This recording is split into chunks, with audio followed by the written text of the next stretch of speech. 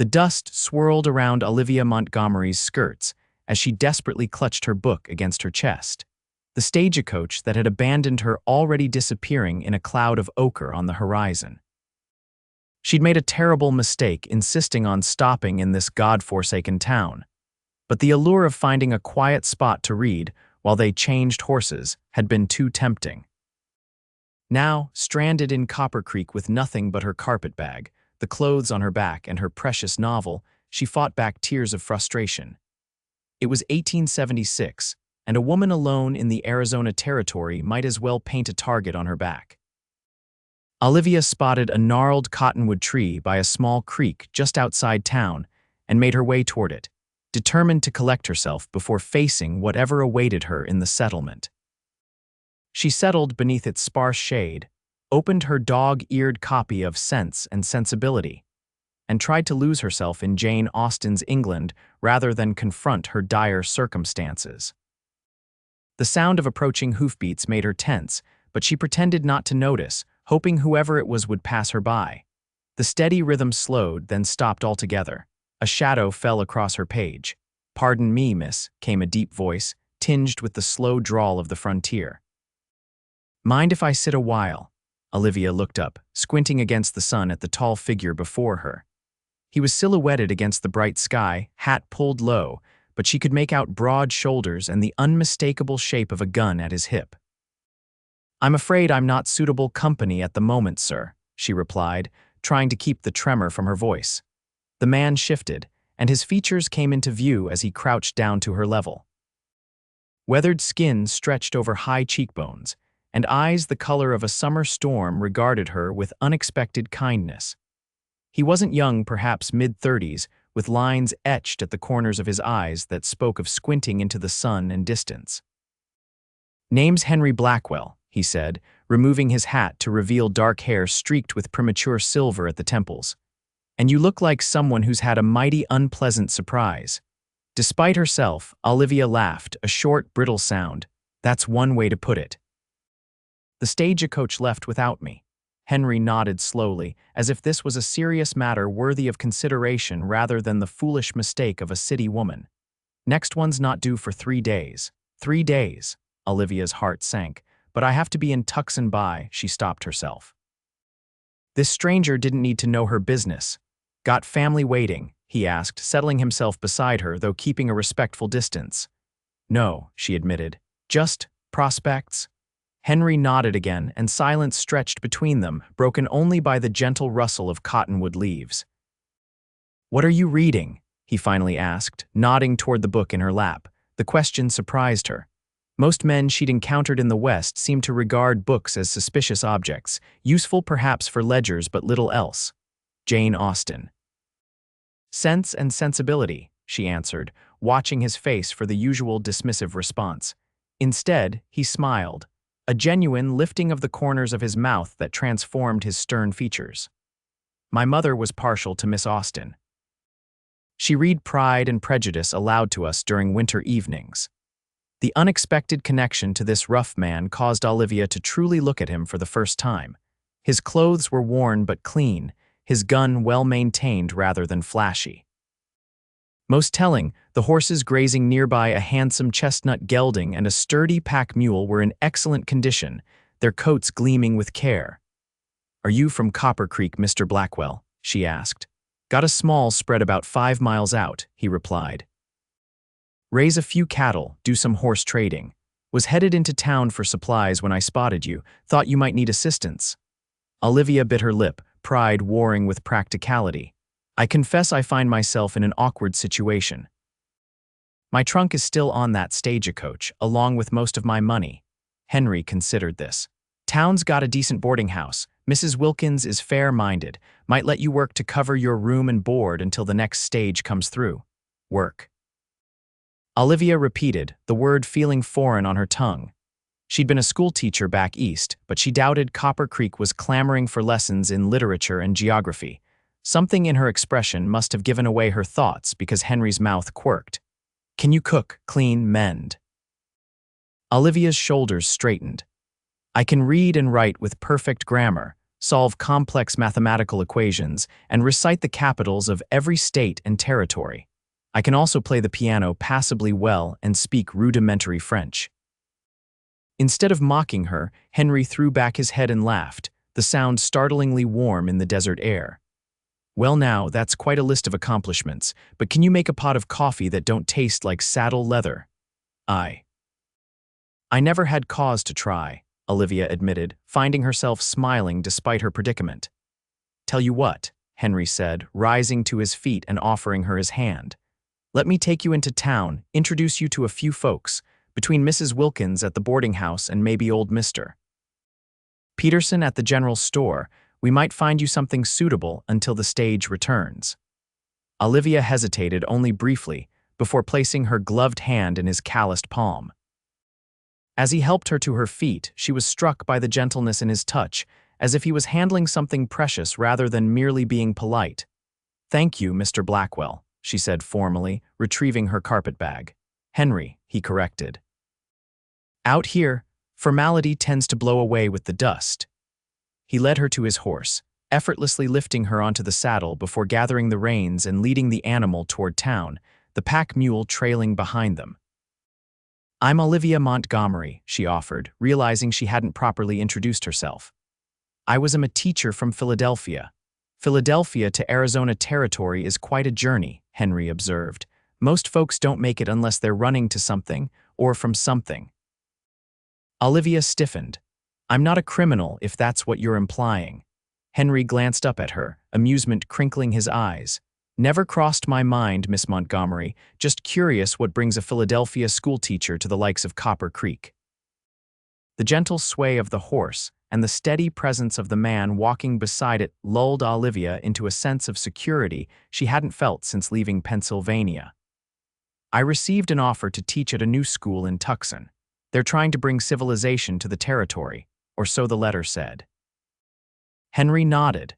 "Territories changing. Railroads coming, more families settling, need good teachers, I reckon." They crested a small rise, and Copper Creek came fully into view, a single dusty street lined with wooden buildings in various states of repair. A saloon dominated one end, its false front painted a garish red, while a whitewashed church stood at the opposite end, as if in perpetual standoff. "It's smaller than I expected," Olivia said, unable to hide her dismay. "Most things out here are either bigger or smaller than Easterners expect," Henry replied philosophically. "Sky's bigger, towns are smaller, distances are longer, patience runs shorter." As they entered the town, Olivia became acutely aware of the stares directed their way. Women paused in their tasks to watch Henry leading his horse with her perched atop it. Men nodded respectfully to Henry while openly assessing her. "You're causing quite a stir, Mr. Blackwell," she murmured. "Not me they're looking at," he replied. "It's not every day Copper Creek sees a lady like you." He guided the horse to a two-story building with a wide porch and a sign that proclaimed it, Wilkins Boarding House and Dining. Helping Olivia dismount, Henry tied his horse to the hitching post and escorted her up the steps. The woman who answered his knock was stout and gray-haired, with shrewd eyes that took in Olivia's travel-worn appearance in one comprehensive glance. "Henry Blackwell," she said, wiping her hands on her apron. "Didn't expect to see you before cattle sale day, Mrs. Wilkins." Henry nodded respectfully. "This is Miss Montgomery. She had some trouble with the stagecoach and needs accommodations until the next one comes through." Mrs. Wilkins's gaze sharpened. "Trouble, you say, it left without me," Olivia explained, feeling heat rise to her cheeks. "A foolish mistake on my part. I stepped off to stretch my legs, became engrossed in my book, and—" She gestured helplessly. To her surprise, Mrs. Wilkins laughed. "Lord, girl, you wouldn't be the first to be led astray by a good book. Come in, we'll get you settled." As they followed Mrs. Wilkins inside, Olivia whispered to Henry, "She's kinder than I expected." "Martha Wilkins came west as a bride 30 years ago," Henry replied quietly. "Her husband died of fever 6 months later. She knows what it's like to be a woman alone out here." The interior of the boarding house was unexpectedly charming, with polished wooden floors, simple but attractive furniture, and windows draped with actual curtains, a luxury Olivia hadn't anticipated finding. "I've got a room available," Mrs. Wilkins said, leading them into a small parlor. "But I'll be straight with you, I expect payment in advance, and it ain't cheap. 3 days' board with meals will cost you $2. Olivia's heart sank. She had less than $1 in her reticule, the rest of her money safely tucked in her trunk, currently headed to Tucson without her. She began, but Henry interrupted. "Miss Montgomery was hoping you might have some work she could do in exchange for her stay," he said. "She's an educated woman, a teacher by profession." Mrs. Wilkins raised an eyebrow. "Is that so? Can you read fancy handwriting?" The question caught Olivia off guard. "Yes, quite well." "Then perhaps we can help each other," Mrs. Wilkins said, moving to a small desk in the corner. She withdrew a bundle of letters tied with string. "My sister sends me these letters full of family news, but her penmanship is so elaborate I can hardly make out a word. Been saving them up for when Pastor Williams visits, but he's gone to Phoenix for a month." Relief washed over Olivia. "I would be happy to read them to you, Mrs. Wilkins." "And I could use help with the evening meal service," the older woman added. "Nothing fancy, just serving plates and clearing tables. Do that, plus read me those letters each evening, and we'll call it square for your room and board." "That's very generous," Olivia said, genuinely touched by the woman's kindness. Mrs. Wilkins waved away her thanks. "Been meaning to hire help anyway, getting too old to be running up and down those stairs all day." She turned to Henry. "You staying for supper? Got venison stew tonight." "Wouldn't miss it," Henry replied, then tipped his hat to Olivia. "I'll leave you to get settled, Miss Montgomery. Need to see to some business in town, but I'll return for the evening meal." After he departed, Mrs. Wilkins showed Olivia to a small but clean room on the second floor. It contained a narrow bed, a washstand with a pitcher and bowl, and a hook on the wall for hanging clothes. "It's not what you're used to, I expect," Mrs. Wilkins said, "but the sheets are clean and the mattress doesn't have too many lumps." "It's perfect," Olivia assured her, setting down her carpet bag. "Thank you for your kindness to a stranger." Mrs. Wilkins regarded her thoughtfully. "Henry Blackwell doesn't make a habit of bringing strays to my door. If he vouches for you, that's good enough for me." She paused. "You should know, though Henry's well respected around these parts, people will talk, seeing him bring you into town." Olivia felt her face warm. "I assure you, our acquaintance is entirely proper. He simply offered assistance when he saw me stranded." "That sounds like Henry," Mrs. Wilkins nodded. "Just wanted you to be prepared for the gossip. Small towns run on it like engines run on coal." She moved toward the door. "Rest a bit, then come down around 5 to help with supper preparations." Left alone, Olivia sank onto the bed, the events of the day catching up with her. She'd been so focused on the adventure of heading west, on proving to her family that she could make her own way in the world, that she hadn't truly considered the realities of frontier life. One simple mistake had left her stranded, dependent on the kindness of strangers. And yet, she couldn't help but think about the man who had stopped to help her. There was something compelling about Henry Blackwell, a steadiness, a quiet confidence that she found intriguing, certainly different from the polished, ambitious men she'd known in Philadelphia. She opened her carpet bag and changed into her spare dress, a practical navy blue cotton that had survived the journey relatively unwrinkled. After washing her face and hands and repinning her chestnut hair into a neat bun, she felt somewhat restored. The dining room was already bustling when she descended the stairs. Mrs. Wilkins had 6 permanent boarders, mostly men who worked at the nearby mines or on surrounding ranches, plus any travelers passing through. Tonight, there were 12 places set at the long table. "There you are, Mrs. Wilkins said, handing Olivia an apron. "You can help me carry out the food. Stew's in that pot, biscuits just came out of the oven, and there's apple pie for after." For the next hour, Olivia worked harder than she ever had in her life, serving food, refilling coffee cups, and clearing away dishes. The men were mostly polite, if curious about her presence, and she found herself explaining her predicament multiple times. Henry arrived just as they were starting to serve, taking a seat at the far end of the table. Throughout the meal, Olivia was aware of his gaze following her movements, though he made no attempt to engage her in conversation. It was nearly 8 o'clock by the time the last diner left, and the dishes were washed and put away. Olivia's back ached, and her feet throbbed in her practical but unsuited for waitressing boots. "You did well," Mrs. Wilkins said, pouring 2 cups of coffee and gesturing for Olivia to join her at a small table in the corner of the now empty dining room. "Ever waited tables before?" "No," Olivia admitted, gratefully sinking into a chair. "My family would be horrified at the very thought." Mrs. Wilkins chuckled. "Well, you're a natural, quick learner, polite even when old Jenkins was being a bear." She pushed a plate with a slice of pie toward Olivia. "You earned this." The pie was still warm, the apples perfectly spiced, and Olivia couldn't remember when food had tasted so good. As she savored each bite, the back door opened and Henry stepped in. "Ladies," he greeted them, hat in hand. "Hope I'm not intruding." "Not at all, Mrs. Wilkins said, rising to fetch another cup. "Join us for coffee and pie." Henry settled into the third chair, his large frame making the sturdy furniture seem delicate by comparison. Up close, Olivia could see the fine lines around his eyes, the tiny scar that bisected his right eyebrow, the way his hands, though clean, bore the permanent stains of work and weather. "How did you find Copper Creek, Miss Montgomery?" he asked, accepting the coffee Mrs. Wilkins offered. "Everyone has been very kind," Olivia replied, "though I've only met Mrs. Wilkins and her boarders thus far." "Town's small enough you'll know everyone by name before the stage returns," Henry said with a smile. "Whether you want to or not," Mrs. Wilkins snorted, "that's the truth. By tomorrow afternoon, half the town will have invented a reason to stop by and get a look at our Eastern lady." Olivia felt a flicker of anxiety.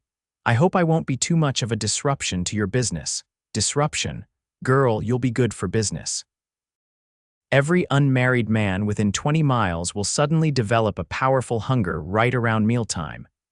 Mrs. Wilkins's eyes twinkled with mischief. Henry cleared his throat. "Speaking of business, I spoke with Peterson at the general store. He's looking for someone to help organize his accounts. Says they're in a terrible state since his eyes started failing. I mentioned you might be able to assist during the days while you're here."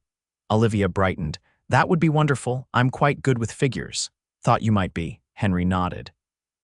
"He can't pay much, 50 cents a day, but it would give you something to do, and maybe a little traveling money." The thoughtfulness of his actions touched Olivia deeply. This man owed her nothing, yet he'd gone out of his way to secure her comfortable lodgings and potential employment. "Thank you," she said simply. "You've been extraordinarily kind to a stranger." A hint of color touched Henry's tan cheeks. "Just being neighborly." Mrs. Wilkins looked between them with an expression Olivia couldn't quite interpret. "Henry, would you be a dear and check that back door latch before you go? It's been sticking something awful." As Henry moved to examine the door, Mrs. Wilkins leaned closer to Olivia. "That man hasn't taken a meal in my dining room for over a month," she whispered. "Usually sends one of his ranch hands to pick up supplies in town. Yet here he is, dressed in his good shirt, fussing over a woman he just met." She patted Olivia's hand. "Just something to consider." Before Olivia could respond, Henry returned. "Latch should work fine now, Martha. Just needed a bit of oil." "Always did have clever hands," Mrs. Wilkins said, rising from the table.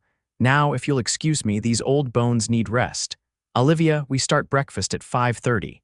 After Mrs. Wilkins departed, a strange silence fell between Olivia and Henry. The lamplight cast soft shadows across the room, creating an unexpected intimacy. "I should let you rest as well," Henry finally said, though he made no move to leave. "Must have been a trying day." "It certainly didn't go as planned," Olivia agreed with a rueful smile. "But I'm beginning to think that might not be entirely bad." Henry studied her, his gray eyes thoughtful. "What made you decide to leave Philadelphia for the Arizona territory? It's a long way from everything familiar." The question was direct, but his tone held genuine curiosity rather than judgment. Olivia found herself wanting to give him an honest answer. "After my father died last year, there was pressure. My mother and sisters believed I should accept a marriage proposal from a family friend. He's a banker, stable and secure, and by all accounts, a good match." She traced the rim of her coffee cup with one finger, but the thought of that life predictable, prescribed, perfect, I couldn't breathe when I imagined it. Henry nodded slowly. "So you ran." "I prefer to think of it as choosing a different path," Olivia countered. The teaching position in Tucson offered independence, purpose, adventure. Adventure, Henry repeated, a smile playing at the corners of his mouth. Well, you've certainly found that already. Olivia laughed softly. Not exactly the kind I envisioned. Adventure rarely comes in the package we expect, Henry said, rising from his chair. That's what makes it worth the trouble. He moved toward the door, then paused, turning back to her. I have business in town tomorrow. If you'd like, I could escort you to Peterson's store, make proper introductions. That would be very helpful, Olivia said, standing as well. Thank you again for everything, Mr. Blackwell. Henry, she corrected herself, remembering his earlier request. He settled his hat on his head, tipping it slightly in acknowledgement. Good night, Miss Montgomery. Olivia, she offered in return. His smile deepened, revealing a dimple in his right cheek that transformed his weathered face. Olivia, he repeated, as if testing the feel of her name. Sleep well. After he left, Olivia remained in the dining room for several long moments, pondering the strange turns her journey had taken. When she'd boarded the stagecoach in Santa Fe, she could never have imagined finding herself stranded in a tiny settlement, working as a waitress and assistant bookkeeper, and feeling inexplicably drawn to a quiet cowboy with kind eyes. Yet as she climbed the stairs to her simple room, she realized she felt more alive than she had in years. The next morning arrived with the insistent crowing of a rooster and the clatter of pots in the kitchen below. Olivia dressed quickly, pinning her hair in a simpler style than her usual elaborate arrangement, practicality already winning over propriety. Mrs. Wilkins had a small army of biscuits already in the oven when Olivia entered the kitchen. Good morning, dear. Sleep well. Better than expected, Olivia admitted, tying an apron around her waist. What can I do to help? Scramble those eggs, Mrs. Wilkins directed, pointing to a large bowl on the counter. We feed 15 to 20 most mornings. By 6 o'clock, the dining room was filled with men in work clothes, most of them casting curious glances at Olivia as she served plates heaped with eggs, biscuits, and bacon. She'd expected crude behavior or inappropriate comments, but to her surprise, the men were unfailingly polite, some even going so far as to remove their hats when addressing her. You've got them all on their best behavior, Mrs. Wilkins observed with amusement as they worked side by side. Haven't seen Jenkins use a napkin in 3 years. The breakfast rush had just begun to thin when the door opened, and Henry entered. He'd clearly made an effort with his appearance. His dark hair was neatly combed, his shirt pressed, and his boots polished. Several of the men called greetings to him, which he returned with nods and brief responses, as he made his way to an empty seat. Olivia approached his table, suddenly aware of her flushed cheeks and the loose tendrils of hair that had escaped her pins during the morning's work. Good morning, she said, setting a cup of coffee before him. What can I bring you? Whatever's easiest, he replied, his eyes warming as they met hers. You look like you've been busy. It's been educational, she said with a smile, turning to fetch his breakfast. When she returned with a laden plate, Henry asked, Still want to visit Peterson's store this morning? Yes, please, Olivia said, refilling a coffee cup at the next table. Mrs. Wilkins says she can spare me after the breakfast service is complete. I'll wait, Henry replied, settling in to enjoy his meal. True to his word, Henry lingered over his coffee until Olivia had finished her duties. Mrs. Wilkins shooed them out with a knowing smile that made Olivia's cheeks heat again. The morning air was cool but promised heat as the sun climbed higher. Copper Creek was coming to life around them, storefronts opening, wagons creaking down the main street, children darting between buildings on their way to what Olivia assumed must be the local school. It's actually quite charming in the daylight, Olivia observed as they walked side by side. Town's growing, Henry said. When I first came here 10 years ago, it was just the saloon, a general store, and a handful of houses.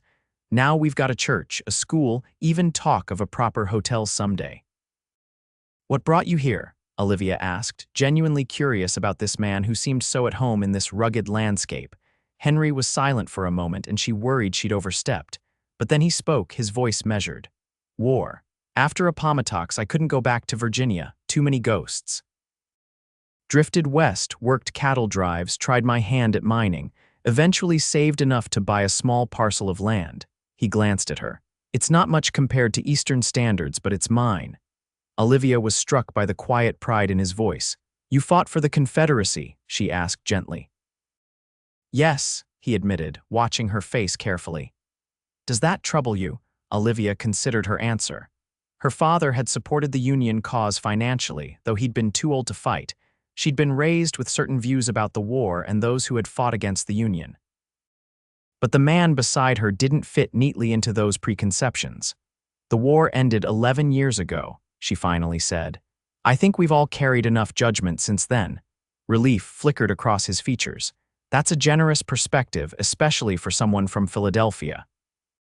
Perhaps the West is already changing me, she replied with a small smile. They reached a sturdy wooden building with Peterson's General Merchandise painted in fading letters across its front. The windows displayed an eclectic assortment of goods tools, fabric, canned foods, and even a pair of women's boots that made Olivia's feet ache in sympathy just looking at them. A bell jingled as Henry held the door for her. The interior was dim after the bright morning light, and it took Olivia's eyes a moment to adjust. Shelves lined every wall, stacked with goods of all descriptions. Barrels of flour, sugar, and coffee beans created a makeshift aisle leading to a worn wooden counter. The man behind the counter was ancient, his spine curved with age, his hands gnarled like the roots of an old tree. Spectacles perched on the end of his nose and wisps of white hair clung to his liver-spotted scalp. Morning, Peterson, Henry called. Brought someone to meet you.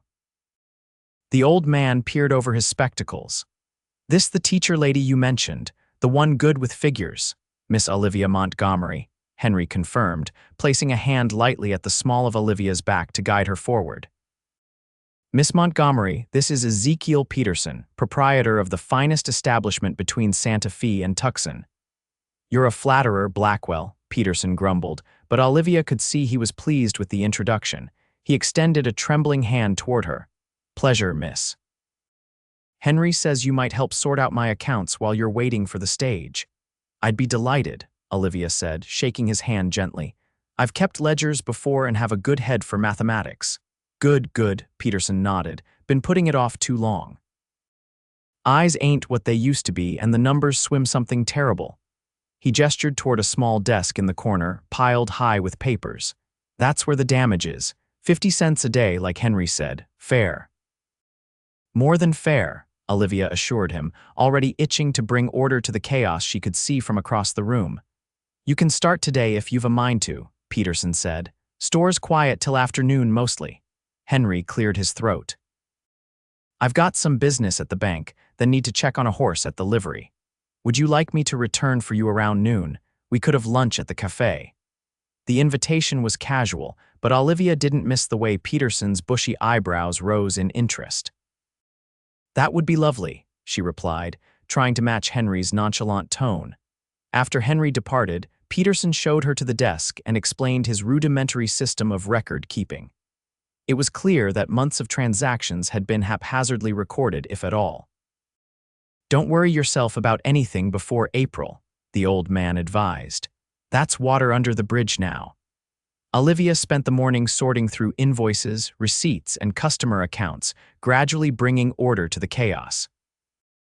The work was satisfying in its own way, and she found herself enjoying the challenge of reconstructing the store's financial history. Peterson left her largely to her own devices, attending to the occasional customer and offering her coffee from a pot that perpetually simmered on a small stove near the counter. By noon, she had organized the papers into manageable stacks and begun recording transactions in a proper ledger. The bell over the door jingled, and Olivia looked up to see Henry entering, hat in hand. The sight of him caused an unexpected flutter in her chest. Made progress, I see, he said, surveying the now organized desk. Miss Montgomery's a wizard with those papers, Peterson declared. Done more in a morning than I managed in 6 months, Henry smiled. Somehow that doesn't surprise me. Ready for that lunch I promised. The cafe was a simple affair, just 6 tables and a counter, but the food was hearty and well prepared. As they ate, Henry asked about her progress at the store, and Olivia found herself explaining the system she was implementing with genuine enthusiasm. "I'm boring you," she suddenly realized, breaking off her detailed description of the filing method she'd devised. "Not at all," Henry assured her. "It's refreshing to hear someone passionate about their work, whatever it might be." Their conversation flowed easily, covering topics from books they'd read to their favorite seasons. Olivia was surprised to discover Henry's depth of knowledge on subjects ranging from horse breeding to politics. "You're not what I expected," she admitted as they finished their meal. Henry raised an eyebrow. "And what did you expect from a frontier cattleman?" Olivia blushed. "I'm not entirely sure. Someone less well-read, perhaps less thoughtful.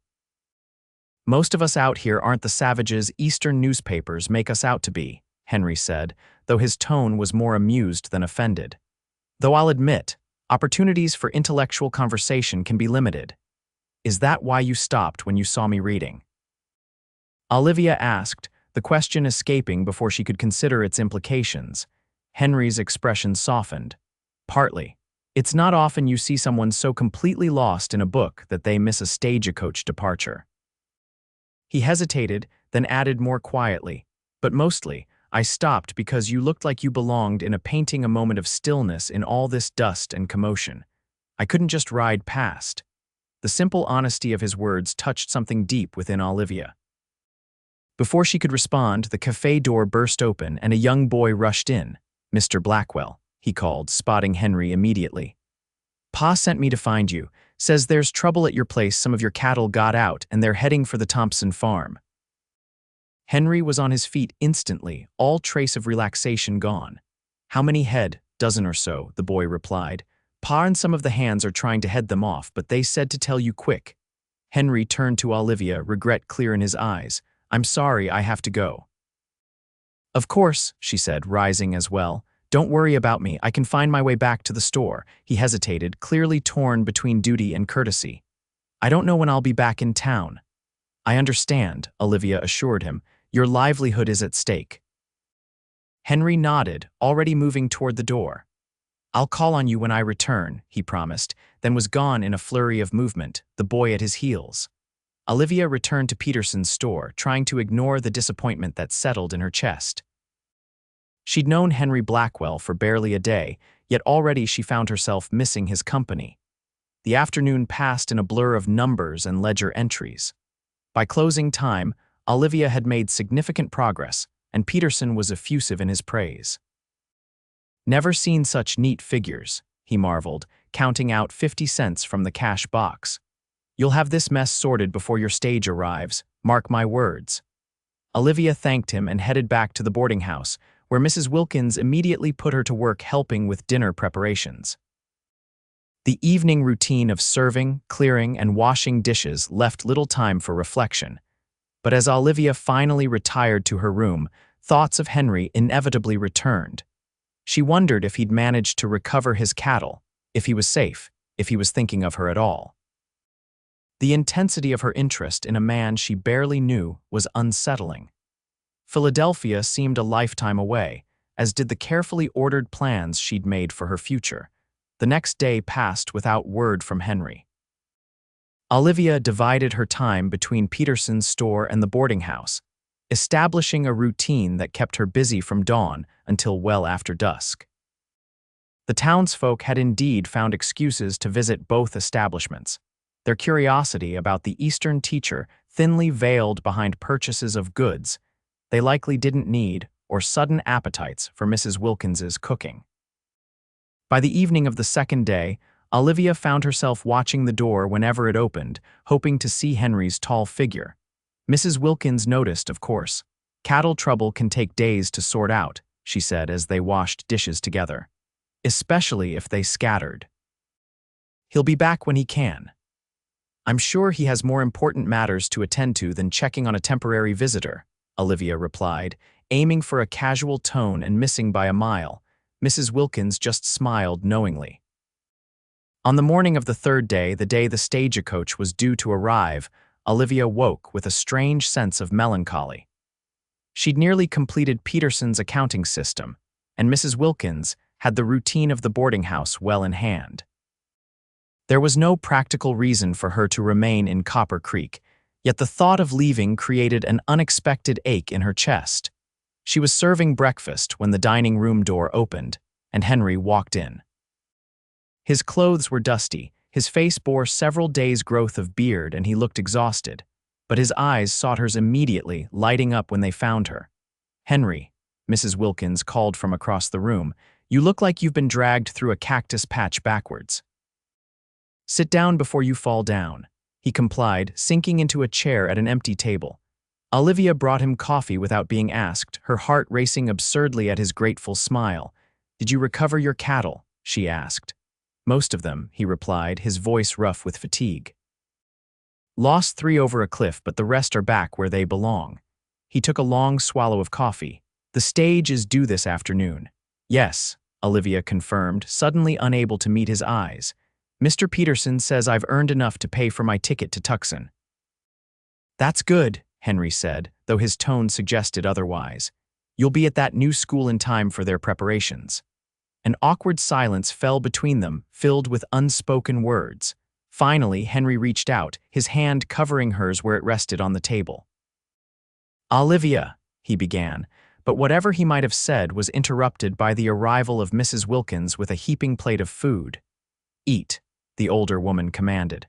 "Whatever you two need to discuss can wait until you've got something in your stomach besides trail dust."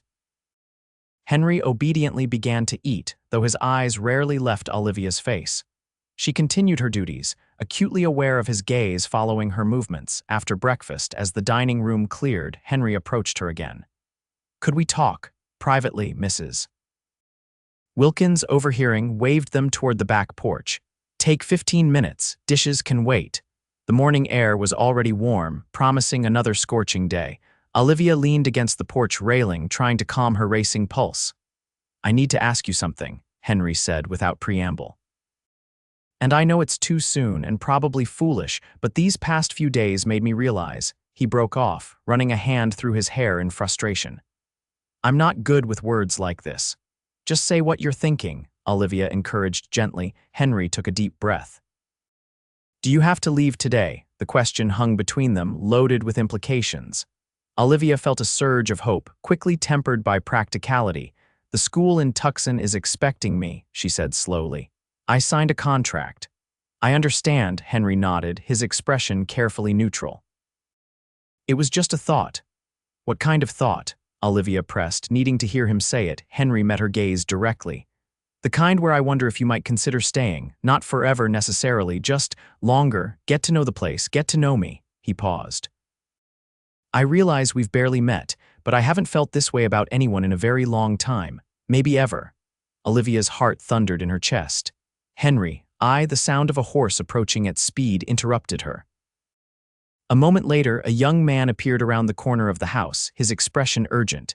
"Mr. Blackwell, they need you at the Carson place right away. Fire's broken out in the barn, spreading fast." Henry cursed under his breath, then immediately apologized to Olivia. "I have to go." "Carson's place isn't far, but he's got livestock in that barn." He hesitated, clearly torn. "The stage won't be here until 4. Will you wait? Please, just don't decide anything until I get back." "I'll wait," Olivia promised, though she wasn't entirely sure what she was waiting for. Henry squeezed her hand once, then was gone, mounting his horse and galloping away with the messenger.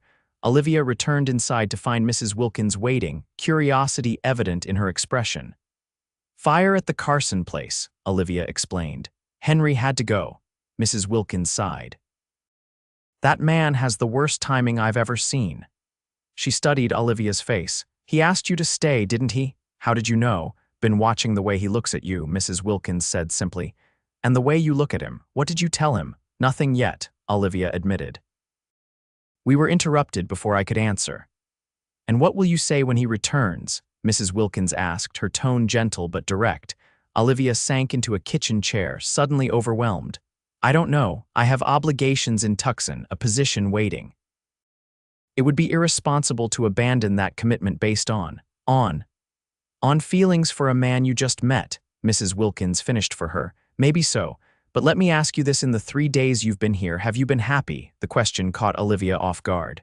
Yes, she realized aloud. Despite everything being stranded, working harder than I ever have, the uncertainty, yes, I've been happy. Mrs. Wilkins nodded, as if this confirmed something she already knew. When my Thomas brought me out here as a bride, I thought I'd made the biggest mistake of my life. Everything was hard, crude, nothing like the civilized Kentucky home I'd left behind. Her eyes grew distant with memory. Then he died, and I had a choice: go back east to my family or stay and make a life here. I chose to stay. You never regretted it? Olivia asked. Oh, plenty of times, Mrs. Wilkins laughed. Especially during dust storms or when the roof leaked or when bandits robbed the general store, but regret isn't the same as wishing you'd chosen differently. She patted Olivia's hand. I'm not telling you what to do, dear. Just suggesting that sometimes the unexpected path leads exactly where you need to go. The hours until the stagecoach's arrival stretched endlessly. Olivia helped with lunch service, then packed her meager belongings in her carpet bag. At Peterson's insistence, she made a final visit to the store to review her work and collect the remainder of her wages. You've been a godsend, the old man told her, pressing an extra $1 into her hand. Don't argue, he added when she protested. Consider it a bonus for exceptional service. By 3:30, Olivia was sitting on the boarding house porch, her carpet bag at her feet, watching the road for any sign of Henry or the stagecoach. Mrs. Wilkins brought her a cup of tea and sat beside her in companionable silence. At 10 minutes to 4, they heard the distant rumble of the approaching stage, still no sign of Henry. He'll be devastated to have missed you, Mrs. Wilkins said quietly. Olivia's throat tightened. Perhaps it's better this way, a clean break, Mrs. Wilkins snorted. There's no such thing as a clean break when it comes to matters of the heart, my dear. The stagecoach appeared at the end of the street, dust billowing behind it. It would stop at the saloon first, where the driver would take a brief rest before continuing on to Tucson. Olivia had perhaps 15 minutes to make her decision. I should get my things to the stage, she said, rising from her chair. Mrs. Wilkins stood as well, embracing her warmly. Whatever you decide, you've got a friend in Copper Creek. Olivia walked slowly toward the saloon, her mind in turmoil. The rational part of her knew she should board that stage, fulfill her contract, build the independent life she dreamed of. But her heart kept conjuring images of Henry, his smile when he spoke of his land, the gentleness in his touch, the way his eyes followed her across a room. The stage had arrived at the saloon by the time she reached it. The driver was already inside, likely enjoying a quick whiskey before the next leg of the journey. A few passengers were stretching their legs while others remained inside the coach. Olivia stood at the edge of the boardwalk, carpet bag clutched in her hand, paralyzed by indecision. Miss. You boarding for Tucson? The shotgun messenger called to her, noticing her hesitation. Before she could answer, the sound of galloping hooves drew everyone's attention. Henry appeared at the far end of the street, riding hard, his horse lathered with exertion. He pulled up sharply in front of the saloon, dismounting in one fluid motion. His clothes were blackened with soot, his face streaked with ash, and he smelled strongly of smoke. But his eyes were clear and determined as they found Olivia. You're still here, he said, relief evident in his voice. I was afraid I'd missed you. The stage just arrived, Olivia replied, her heart pounding so hard she was sure he must hear it. Henry stepped closer, seemingly oblivious to the curious stares of the stagecoach passengers. Before you make your decision, there's something you should know. I've spent the last 3 days thinking about you while chasing cattle, while fighting fire, every waking moment, and I realized something. He took a deep breath. I know it's fast and maybe crazy, but I think I'm falling in love with you, Olivia Montgomery. Olivia's breath caught in her throat. Around them, the small crowd that had gathered fell silent, waiting for her response. Henry, we barely know each other, she said, though the words lacked conviction even to her own ears. I know you're brave enough to travel alone across the country, he countered. I know you're kind enough to read letters to an old woman and patient enough to untangle a shopkeeper's accounts. I know you work harder than anyone I've ever met, and you do it without complaint. He stepped even closer. I know your eyes light up when you talk about books, and you have a freckle just there. He touched the side of her neck lightly. that I've been thinking about kissing since the moment I saw it." A murmur ran through the onlookers, and Olivia felt heat rise to her cheeks. But she couldn't look away from Henry's face, from the raw emotion she saw there. "I'm not asking you to give up your dreams," he continued. "If teaching is what you want, Copper Creek has a school. The teacher, Miss Hathaway, has been talking about retiring. Or if you still want to go to Tucson, I'll understand, but I had to tell you how I feel before you left." The stagecoach driver emerged from the saloon, wiping his mouth. "All aboard for Tucson, departing in 5 minutes." Olivia looked from the stagecoach to Henry, torn between the future she'd planned and the possibilities standing before her. "What if it doesn't work out?" she whispered. "What if we discover we're not suited after all? Then you'll board a stage with my blessing and no regrets," Henry promised. "But what if it does work? What if this is the beginning of something extraordinary?" In that moment, Olivia saw two paths stretching before her, one safe and predictable, the other uncertain but filled with possibility. She thought of Jane Austen's heroines, who always chose love despite the risks.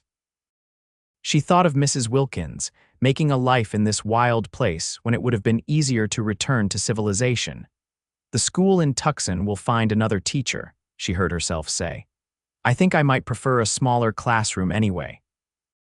For a heartbeat, Henry just stared at her, as if he couldn't believe what he'd heard. Then a smile broke across his face, transforming his soot-stained features. Without warning, he lifted her off her feet, spinning her in a circle as the onlookers erupted in cheers and applause. "You won't regret this," he promised as he set her down, his hands lingering at her waist.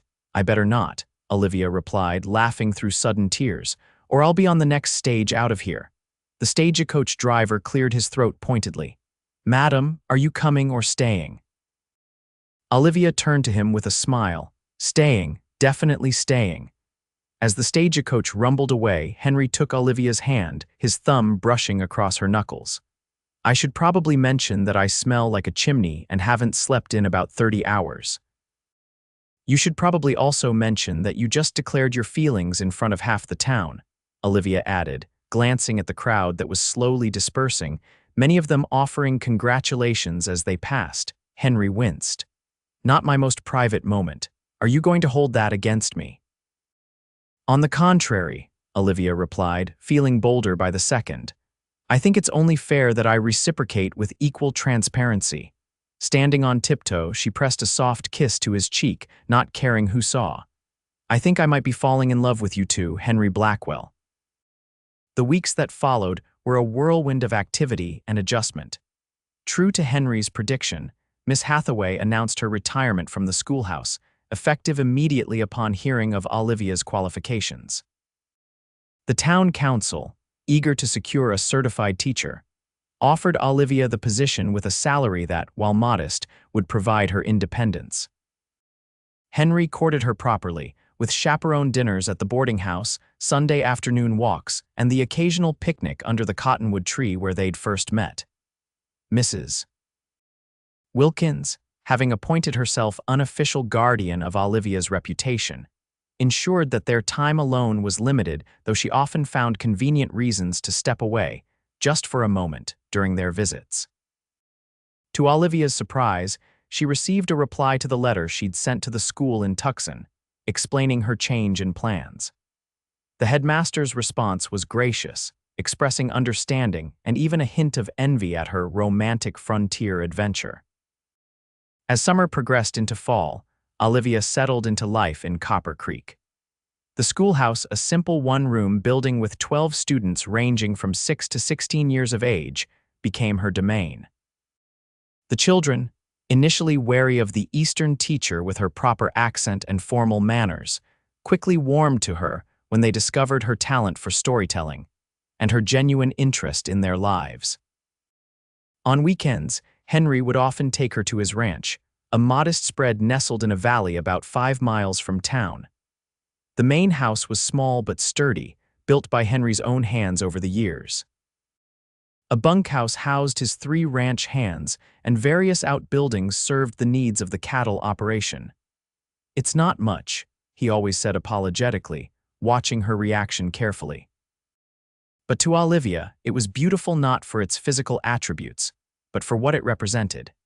Henry's determination, his hard work, his dream made tangible. As October painted the surrounding hills with golden light, Henry proposed properly, down on one knee in Mrs. Wilkins's parlor with a small but lovely diamond ring that had belonged to his mother.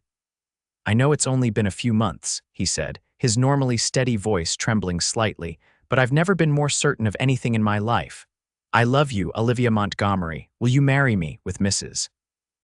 Wilkins dabbing at her eyes in the doorway, Olivia gave him the answer that had been forming in her heart since that first day under the cottonwood tree. Yes, 1,000 times yes. They were married on a crisp November afternoon with the entire town in attendance. The church was decorated with autumn leaves and late-blooming wildflowers, and Olivia wore a dress of ivory silk that Mrs. Wilkins had helped her sew. Peterson gave her away, proudly walking her down the aisle despite his arthritic knees. As they exchanged vows, Olivia thought of the stagecoach that had left without her that fateful day, a mishap that had seemed like disaster but had led her exactly where she was meant to be. The wedding celebration lasted well into the night, with music and dancing in the town square. When it was finally time for the newlyweds to depart for the ranch, the townsfolk lined the street, waving lanterns and calling good wishes. Henry lifted Olivia onto his horse, then mounted behind her, his arms encircling her waist as they rode through the gauntlet of well-wishers. The night was clear, stars scattered like diamond dust across the velvet sky, the air crisp with the promise of winter. "Are you happy?" Henry murmured against her ear as the lights of town receded behind them. Olivia leaned back against his solid warmth, feeling the steady rhythm of his heartbeat against her spine. "Completely," she replied, and meant it with every fiber of her being. Their arrival at the ranch revealed Henry's final surprise, a small collection of books arranged on a newly built shelf in the parlor, including a leather-bound copy of Sense and Sensibility. "I had Peterson order it special from back east," Henry explained, watching her face as she ran her fingers over the embossed cover. "Seemed fitting, since it's what brought us together." Olivia turned to her husband, her heart so full it threatened to overflow. "I believe I married the most thoughtful man in the Arizona Territory." Henry smiled, the smile that still made her pulse quicken. "And I married the most beautiful woman who ever missed a stagecoach." Later, as they lay entwined in the quiet darkness of their bedroom, Olivia marveled at the journey that had brought her to this place, this man, this life. She had come west seeking independence and adventure, never imagining she would find love as well. "What are you thinking?" Henry asked, his fingers tracing lazy patterns on her bare shoulder. "I'm thinking about fate," Olivia replied, nestling closer to him. "If I hadn't been so absorbed in my book that day, if you hadn't happened to ride by at that precise moment. If I hadn't said, 'Mind if I sit a while,'" Henry added, pressing a kiss to her forehead. "Exactly," Olivia nodded. "So many chances for our paths never to have crossed." Henry considered this. "I don't believe it was chance," he finally said. "I think some things are meant to be, no matter what obstacles stand in the way." "Henry Blackwell," Olivia teased, "are you becoming a romantic in your old age?" "If I am," he replied, drawing her closer, "it's entirely your fault." As winter settled over the Arizona Territory, bringing cooler temperatures and occasional rain to the parched landscape, Olivia found her days filled with a contentment she had never imagined possible. Weekdays were devoted to her students, weekends to making the ranch house truly their home, and evenings to the simple pleasure of Henry's company. They established rituals that quickly became precious: reading aloud to each other by lamplight, Sunday rides across the ranch lands, chess games by the fire during which Henry consistently underestimated her strategic abilities, much to his chagrin and her delight. The transition from independent woman to wife was not without its challenges. Olivia had never cooked on a wood-burning stove, had never made soap from scratch, had never dealt with the myriad demands of ranch life. Her first attempts at biscuits were hard enough to use as doorstops, a fact that Henry pointed out with gentle humor as he taught her his own recipe. "My mother always said cooking is just another form of chemistry," he explained one evening, guiding her hands as she kneaded dough. Follow the principles and the results will follow. Your mother sounds like a wise woman, Olivia observed, leaning back against him. She was, Henry agreed, a hint of sadness in his voice. She would have loved you. Those moments of sharing memories, skills, dreams for the future knit them together as surely as the passing days. Olivia learned to ride better, to identify the various wildflowers that bloomed across the range, to understand the rhythms of the cattle and the land. Henry, in turn, developed a taste for poetry when she read to him, discovered a talent for sketching under her encouragement, and admitted that perhaps Shakespeare wasn't as incomprehensible as he'd always believed. When spring arrived, bringing with it a profusion of wildflowers and the bustle of calving season, Olivia had news of her own to share. She waited until a quiet evening when they sat on the porch, watching the sunset paint the distant mountains in shades of gold and purple. "I've been thinking," she began, her hand finding his, "that we might need to add a room to the house before winter comes again." Henry turned to her, brow furrowed in confusion. "A room? What for?" Olivia guided his hand to rest against her still flat stomach. "For this," she said softly. Understanding dawned in his eyes, followed swiftly by wonder and joy.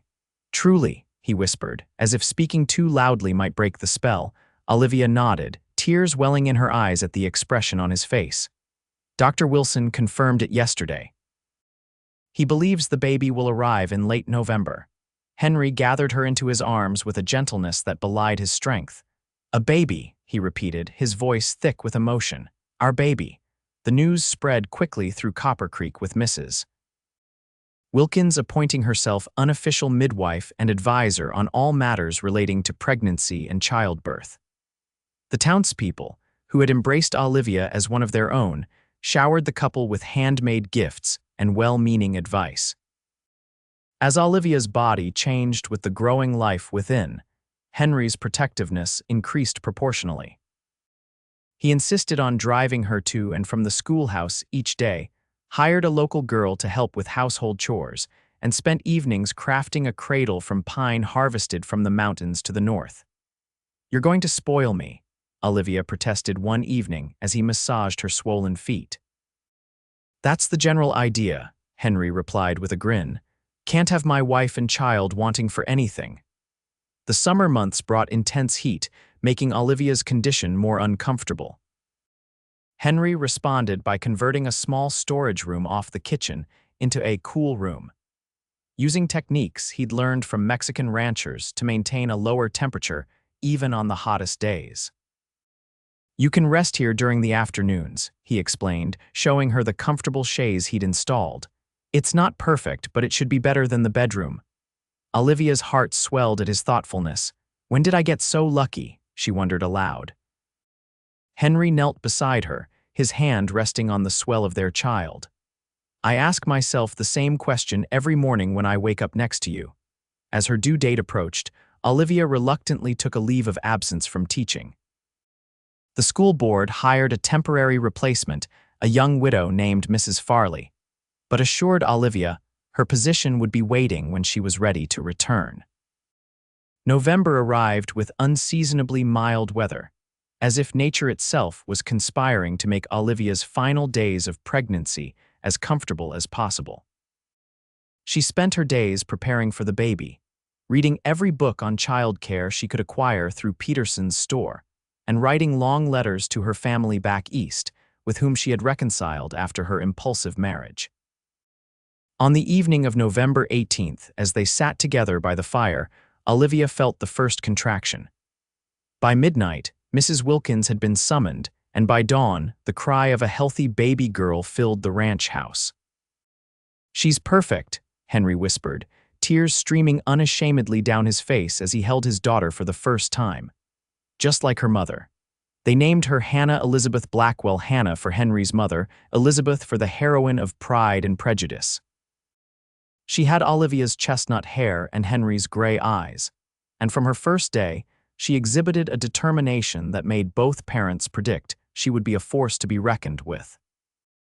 The winter passed in a blur of midnight feedings, first smiles, and the discovery of parenthood's unique joys and challenges. By spring, Hannah was a chubby, happy infant, adored not only by her parents but by the entire community. Mrs. Wilkins declared her the prettiest baby in the territory, while Peterson insisted she had the look of intelligence whenever she visited his store. Life settled into a new rhythm as Olivia balanced motherhood with a return to part-time teaching, bringing Hannah with her to the schoolhouse 3 days a week. The older girls took turns holding the baby during lessons, and even the most reluctant students seemed to soften in the presence of the teacher's cheerful infant.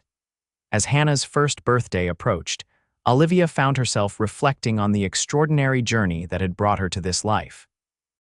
She sat one evening in the doorway of the ranch house, watching Henry show their daughter the stars, his deep voice naming constellations as Hannah pointed with chubby fingers at the night sky. Her heart so full it ached, Olivia thought of the stagecoach that had left without her, the book that had captured her attention, and the cowboy who had stopped to ask, "Mind if I sit a while?" 3 simple moments that had changed everything. As if sensing her thoughts, Henry turned, Hannah cradled in his arms and smiled the smile that still, after all this time, made her heart skip a beat. "Counting your blessings?" he asked, crossing to sit beside her. "There are too many to count," Olivia replied, leaning her head against his shoulder as Hannah reached for her with a happy gurgle. "But I'm grateful for every single one." 10 years later, Olivia stood on the porch of their expanded ranch house, watching as Henry taught their son, James, how to properly saddle a horse. At 7, James was the image of his father, serious, thoughtful, with an intuitive understanding of the land and its animals. Hannah, now 10, sat nearby on the corral fence, offering commentary and occasional corrections, much to her brother's annoyance. The sound of laughter drew Olivia's attention to the garden, where 4-year-old Margaret was helping Mrs. Wilkins pick tomatoes, her small hands carefully selecting only the reddest fruits. The ranch had prospered over the years, allowing Henry to expand both his land holdings and his herd.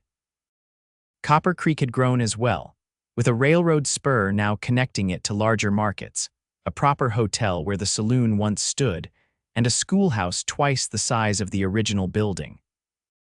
Olivia continued to teach, though now she shared duties with 2 other teachers as the town's population had swelled.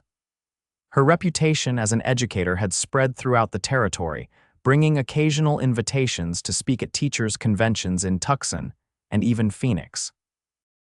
Through it all, her partnership with Henry had deepened and strengthened.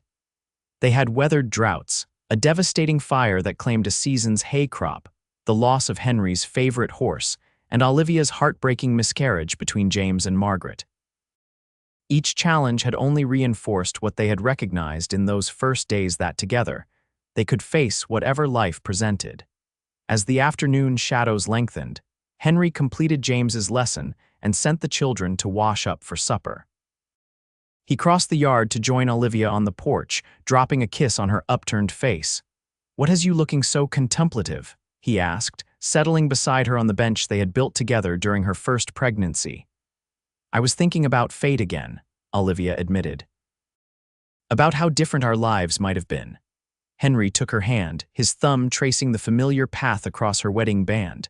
"Still wondering about those what-ifs, not wondering exactly," she clarified, more, marveling, at how perfectly it all came together despite the improbability.